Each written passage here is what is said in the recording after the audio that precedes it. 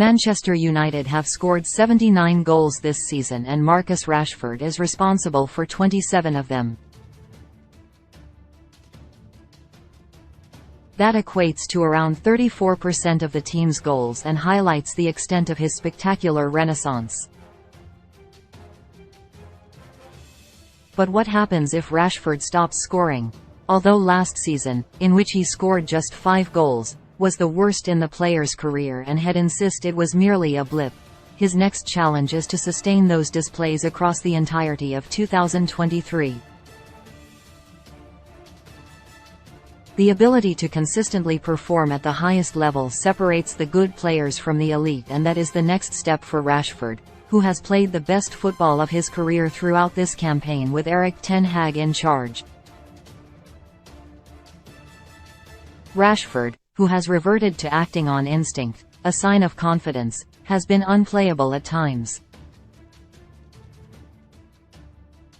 His goals have been instrumental in the team's success, but they have also drawn attention away from the output of those around him.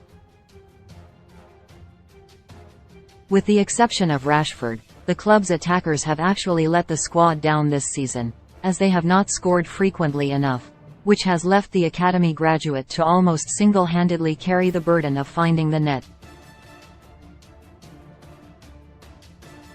There are 4 senior attacking players, Antony, Wout Weghorst, Jadon Sancho and Anthony Martial, who have 20 goals between them, and those individuals need to take more responsibility for the remainder of the season.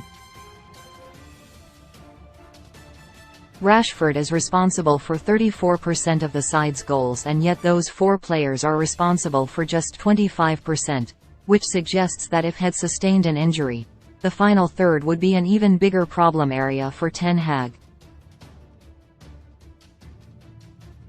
The Oxford Dictionary defines the term over-reliance as excessive dependence on someone or something, and that perfectly describes the squad's current relationship with Rashford.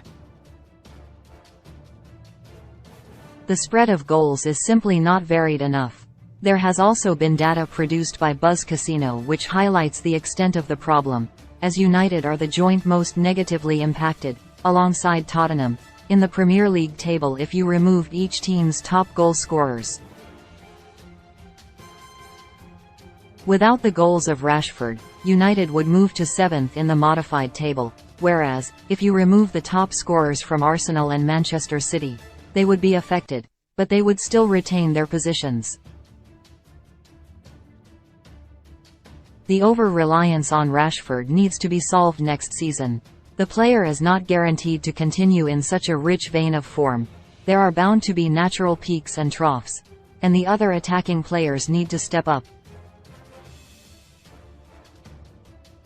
Antony was signed in a deal rising to €100 million, £85.5 million, from Ajax, and he's contributed 7 goals and a single assist, which is an average return, despite the obvious caveat of the Brazilian spending his first year in Manchester. Martial has 6 goals and has spent more time on the injury table than the pitch. Although Sancho has also missed a large portion of the season, better will be expected from him in the near future, as he's only found the back of the net 5 times. Weghorst is a striker who struggles to score, and it will be a shock to see him remain beyond the expiration of his loan deal.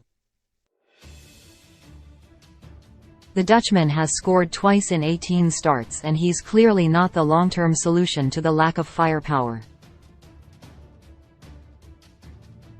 Away from that group of underperforming senior attackers, Anthony Elanga, who celebrates his 21st birthday next month, has not scored since February 2022 against Atletico Madrid, and a summer loan move away seems likely.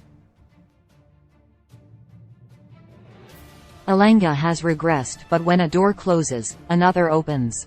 The blossoming Alejandro Garnacho has been excellent, despite being just 18 years old, and he's contributed 4 goals and 5 assists in just his first full season with the first team. Garnacho is progressing nicely, and he's got the potential to reach double digits with Rashford next season.